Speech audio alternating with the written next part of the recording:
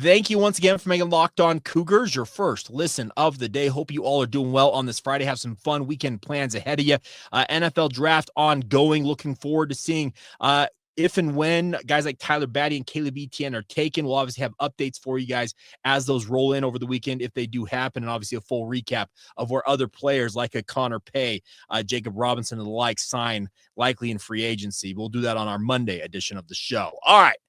Let's talk BYU basketball. Now, Kevin Young is still obviously sorting out his roster.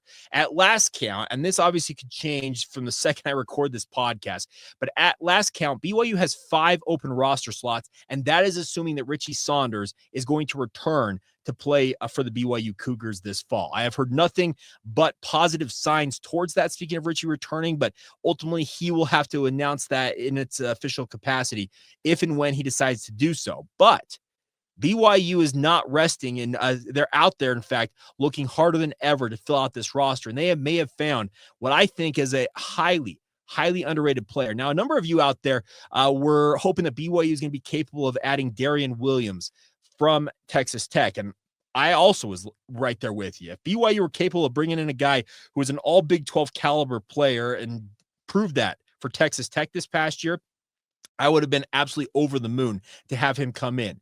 Did they discover, and are they going to be hosting a guy who may be Darrion Williams light or Darrion Williams-esque? Well, let me introduce you guys to Canard Davis Jr. He's a sophomore from St. Louis, Missouri. This past 2 seasons has been playing for the Southern Illinois Salukis in the Missouri Valley Conference, and has been a really fine player. After a pretty quiet debut as a freshman, he played all 32 games in 23-24, averaging 21 minutes per game, averaged 4.2 points per game, along with 3 rebounds and just about an assist. This past year, though, saw an uptick to 34.1 minutes over 32 games played. The shooting percentages jumped from 41.7 to 45.5%. More importantly, his three-point percentage from his freshman to sophomore campaign jumped by a full 7.5 points from 30% to 37.6%. And associated with that, a major uptick in scoring, 16.3 points per game. He ultimately went on to be a Missouri Valley Conference second-team honoree, also was part of their most improved team honors, and led his team in scoring along with that 3-point percentage.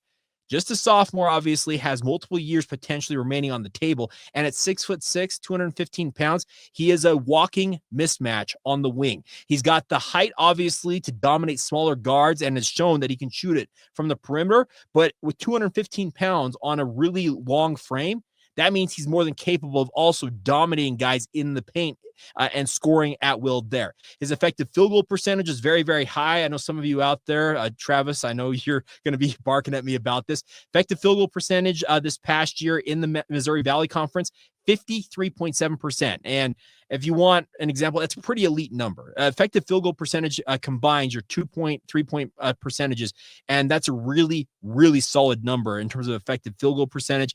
And the other thing I like to look at when you look at guys like this coming from the mid-major level, you want to see how they perform against the best competition they faced on the season. I went through Southern Illinois' record. They ended up finishing 14-19, so nothing to write home about as a team, because sub 500 record's never great. But they played 2 Power 5 opponents this past season, one of which is a common opponent with BYU. That's the Oklahoma State Cowboys. Now, Oklahoma State was not, I would say, great, because they were kind of starting off a new era there in Stillwater, and they did beat Southern Illinois 85-78 in Stillwater. But in that game, Kennard Davis Jr., 37 minutes, 6 of 12 from the field overall, 3 of 7 from 3, scores 16 points, adds 5 rebounds, 5 assists, had a steal, and 2 turnovers.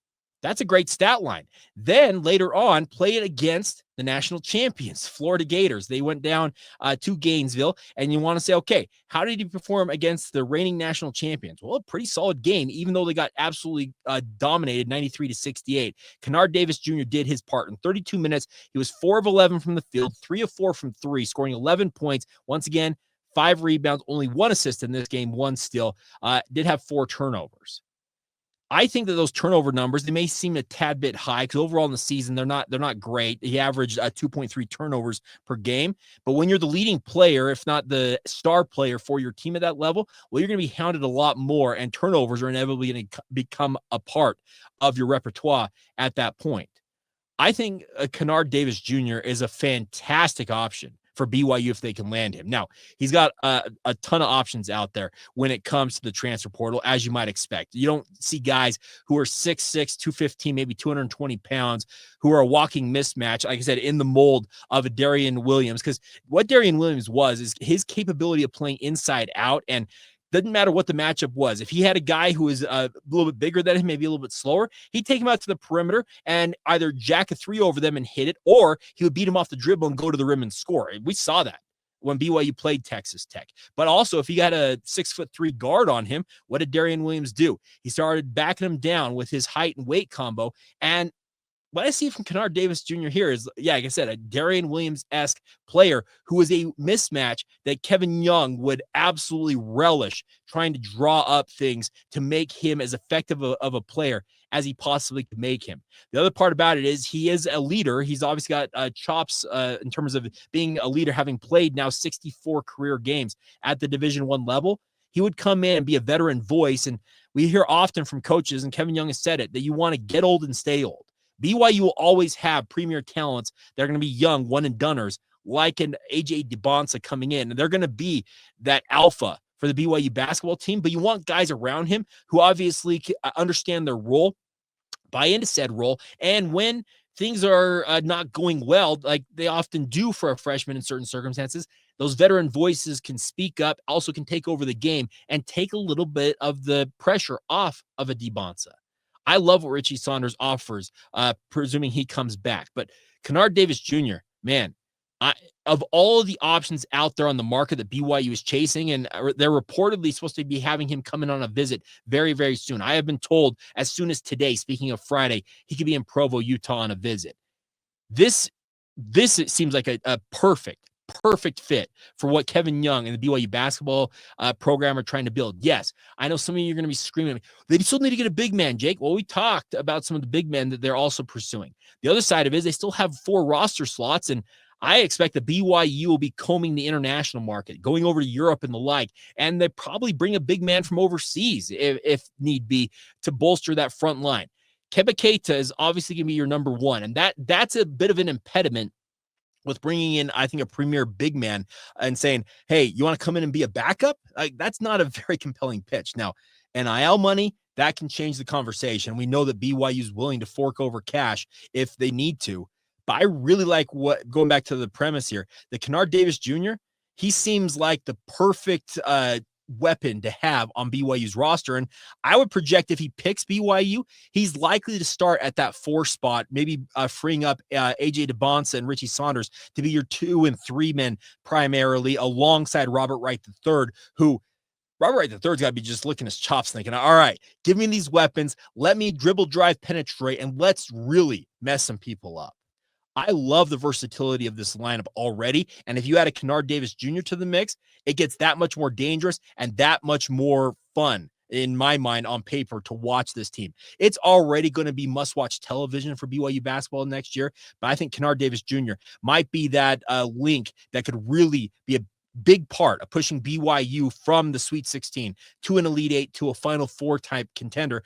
And I think he's looking potentially at the options and saying, hey, that's a role that I could carve out for myself that BYU doesn't have on the roster right now. And obviously you have to play defense. But I think knowing what I have been reading up on this kid about, he seems like what I would think would be an ideal fit for KYU and company to have in the program this coming season and going forward.